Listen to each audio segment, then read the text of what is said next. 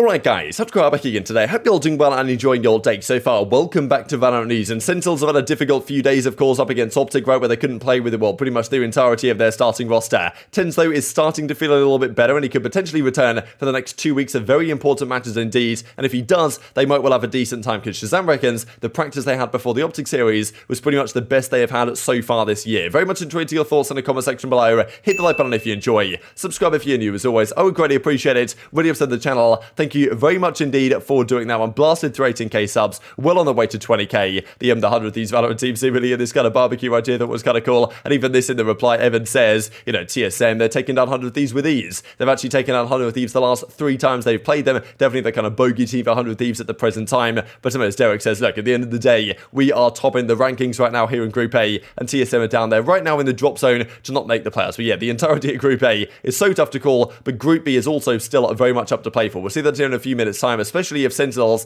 play as well as ShahZaM thinks they are capable of playing when, of course, well, they come to play their final 2 series against right now what look like potentially beatable opponents if their team is at full strength, which it may or may not be, as we shall see. This is also to mention real quick from Valor Leaks. Apparently, a 1v1 arena-esque game mode is currently in development. People seem rather excited about the potential of this. Like, I'm sure there's a lot of pros and kind of, you know, streamers that would enjoy a situation like this. So this is something that might well be in the works. It's kind of been hinted at right here that there might be a 1v1 type thing that they are working on, so we'll keep an eye on that one. This is also major news in the European Valorant side. Liquid, of course, Team Liquid's phenomenal, well, massive organization, great team towards the end of last year, but so far this year hasn't really been so good for them. They haven't really had a, you know, from Masters or Champions last year through to Masters this year, haven't quite been the same force that we've seen them there before. They weren't actually even meant to go to Masters, right, because FPX qualified. They end up getting to go anyway just because FPX weren't allowed to attend because they'd have had to make too many substitutes or whatever, so Liquid got to go and put up a decent fight, but haven't really been the same team that they were before. We've got the likes of Jampi saying that he wants to go back to Counter-Strike at some point. He's saying, he actually says nowadays that he's kind of committed to Valorant and wants to achieve everything there is to achieve in Valorant sides, but like he's definitely indicated his intention to go back to CS at some point. So Liquid, bit of a mess honestly over there. They're not quite looking at the same force that they were kind of in the latter half of last season, and apparently they want to replace their head coach. So Slicky might be gone, and Area is apparently going to come into the team. I'm not particularly familiar with this name, but I'm definitely familiar with some of the names that he's associated with. We'll see that here in a second. Former Counter-Strike player who was VAC banned back in 2013, who denied the ban. So this is some of the detail just here from George Gellers in the article. European esports organisation Liquid has trialled Area as their head coach. I might not even be pronouncing that right. We'll just go with it. I mean, it's AREA, right? What do you want me to say? Maybe it's Aria or Ari or something like that. I don't know. But apparently he's going to replace Slicky, the recently departed Slicky on the team. Multiple sources told .esports. Like,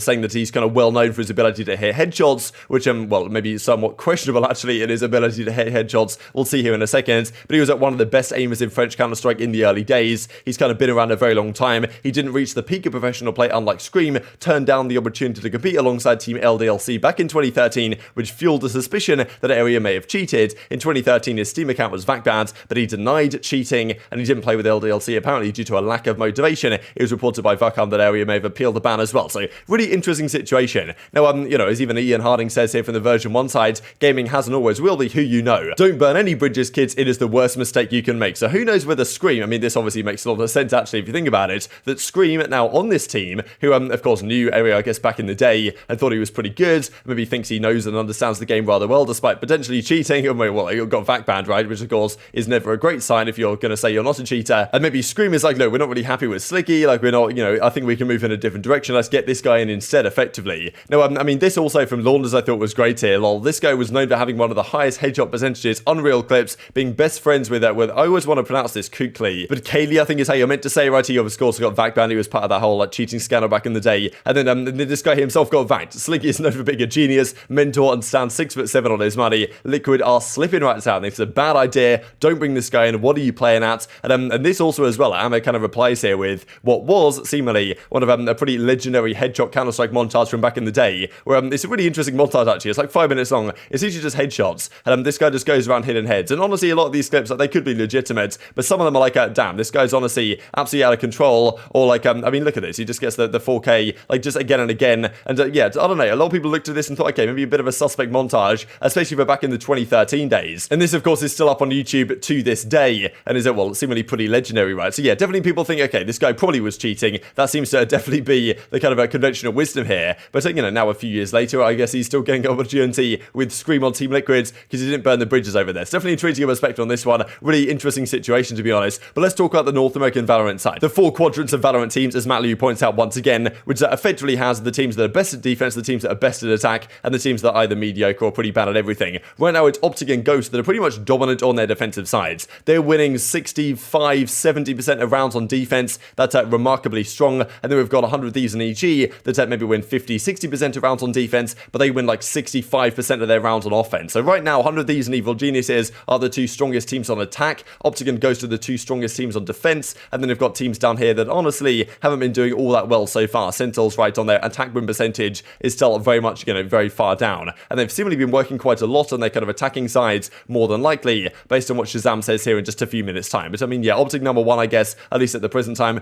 3rd in attack, 1st in defense, and 100 Thieves honestly not too far behind on present form. Now, of course, speaking of what happened a few days ago to TenZ, right, testing positive, having a difficult time. Same thing has happened here to Cryo, it looks like, so who knows what's going to happen for xCED, because some people get it to a varying degree. Like Raucus was tested positive, but he actually was feeling okay, right, so he could play. And TenZ, I guess you guys were mentioning like his asthma and stuff, it's going to feel a little bit worse maybe than most people did, and he reckoned he's pretty much felt the worst that he's done in his entire life over these last few days. So tough scenes for TenZ, right? Makes sense that he steps away, but thankfully he's starting to feel a little bit better. He said a few days ago they tested positive, of course, pretty rough for the both of us. We'll be back once we start to feel better, but of course only a couple of days now for TenZ to just try and feel better again. He got into streaming once again yesterday, so like he's hoping that he can get back into practice soon, and therefore they can kind of get back to decent form, because he's probably not going to be fully recovered by the matchup this upcoming week. But if they can't play with TenZ, if they lose their kind of key win condition, then I can't really see them winning that series. And if they do want to make it to the playoffs, then it is honestly a must win for them, right? So hopefully TenZ is okay to play again. But of course we saw these words as well from ShahZaM just a few days ago, that after they lost to OpTic, which probably, look, they would have probably lost to anyway, right? Even if TenZ was there, even if Sick was there, they're probably losing anyway. Not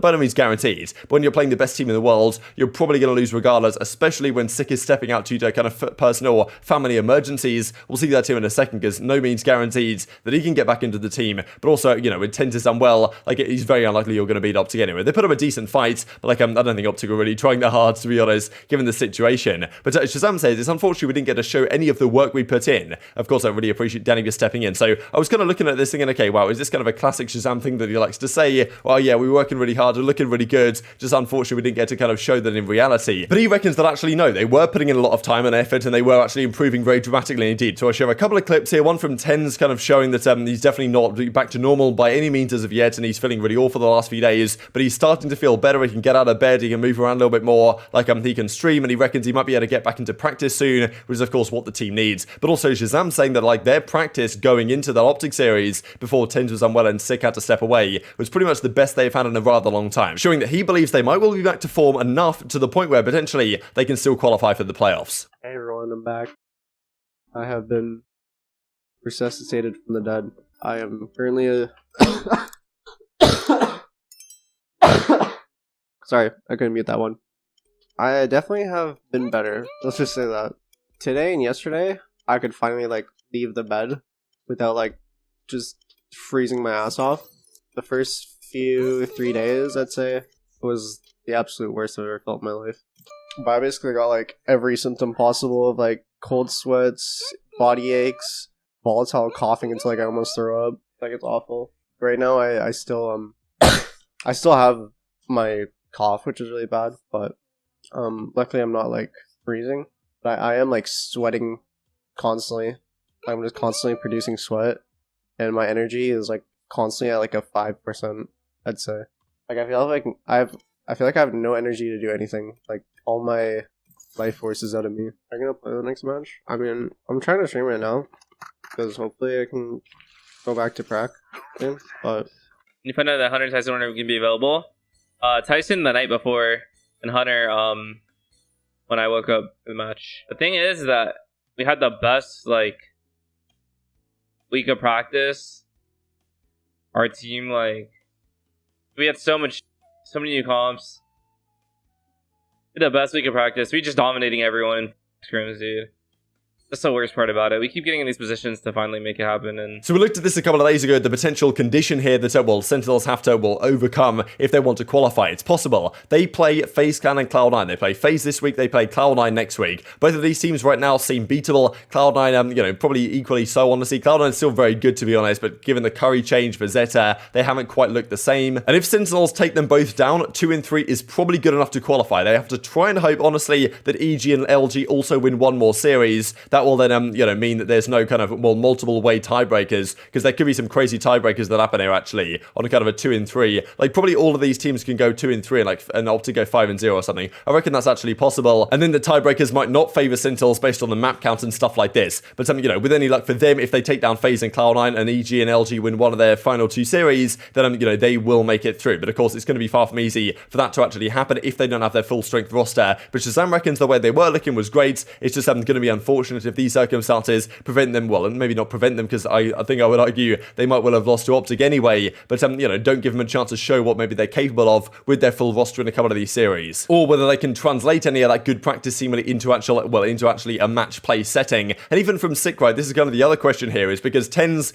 look, he's obviously getting a little bit better. He might not be well enough to play at 100% capacity over the coming days, and of course, whether they can practice with or without him, it's going to be really difficult for him, right? Which of course is one side of the story, but he is going to get better. He is going to improve at some point. The Sick situation is rather different because he had to step away from a family emergency. He might have gone home, right, with his family. He might be playing over there, or might be just living with them, or hasn't really said anything on social media the last few days. So we have no idea really what's going on with Sick. Hopefully things are okay, but it's far from guaranteed that he's going to be able to return either, right? So it's not just the TenZ situation. It's a really difficult one for Sentinels, but they certainly have some big matches upcoming where they do need to perform. And I wanted to look at these a couple of things before we close out the video here. This is a pistol round win rate so far this season, or so far this stage, I guess. We've got OpTic 8 in 14, Sentinels 7 out of 14, so this is kind of the percentage right here. Now, Evil Geniuses have won, 10 out of their last 12, and they've won 10 pistols in a row, as Willminder says. EG has won 10 straight pistol rounds. That is kind of incredible. The next stat actually is conversion rate. If you do win the pistol, how many of those times do you win the next round? Which are actually Sentinels, and quite a lot of these teams were at 100%. That's rather impressive. NRG are by far the worst here, actually, and even OpTic aren't great at 75%, 6 out of 8 times. But NRG are 4 out of 7. That actually means they've lost 1. I'm pretty sure he says in the reply here, Willminder again, that NRG has given up the second round after winning pistol to every single team they've played at. The 3 matches they played, they've done it once each. So, he's just saying, look, okay, we got to get on top of that one, to be honest. But, definitely an interesting stat to see how kind of consistent these teams are at closing out some of their advantages. And just to mention this as we close out the video, I thought this was kind of incredible as well. Looking at which teams put up 4 consecutive rounds the most often right here. So you can see a Ghost, for example, have had a streak of 4 consecutive rounds 7 times. They've kind of, lost 4 consecutive rounds 3 times. So you generally do see that the better teams are kind of, on the upper end of this echelon, or kind of in the middle of here somewhere. But